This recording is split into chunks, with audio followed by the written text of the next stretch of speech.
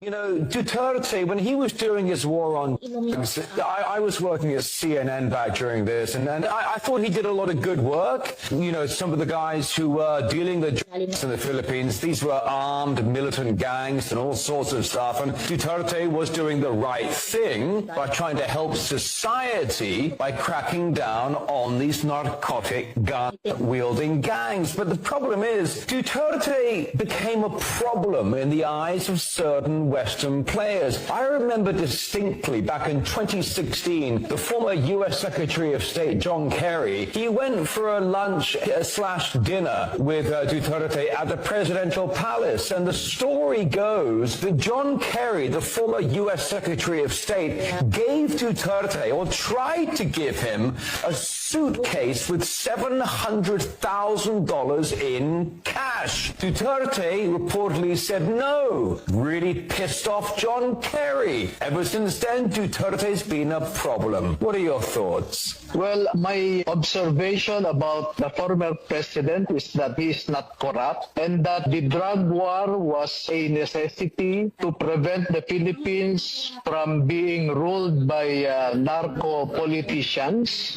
Well, we also know that he was openly anti-American in his language, but he was just trying to push for an independent foreign policy because we know that up to now, the USA still has a strong influence that reticulates through our bureaucracy.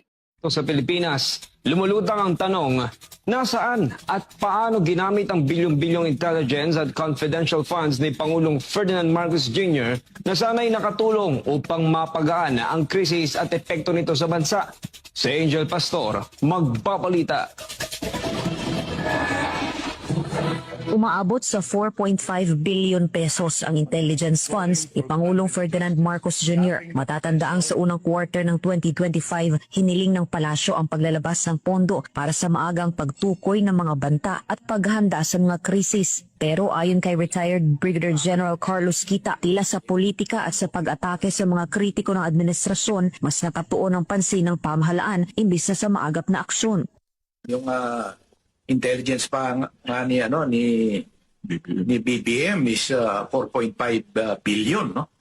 Dapat yan ang tinututukan niya na alamin kung ano ang dapat na ano ang nangyayari at mangyayari at ano ang dapat na responses dito. Ang problema, ang nangyayari is ang tinututukan nila is yung politika, yung like for example, itong impeachment.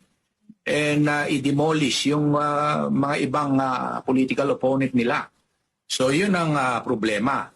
Dahil sa laki ng halaga, giit ni Kita, dapat itong masusing i-audit at ipaliwanag sa publiko. Question nga doon, ginamit ba talaga sa intelligence operations yun, yung pondo na yun? Kasi sir, Yun ang question mark. Yun ang dapat na ina-account.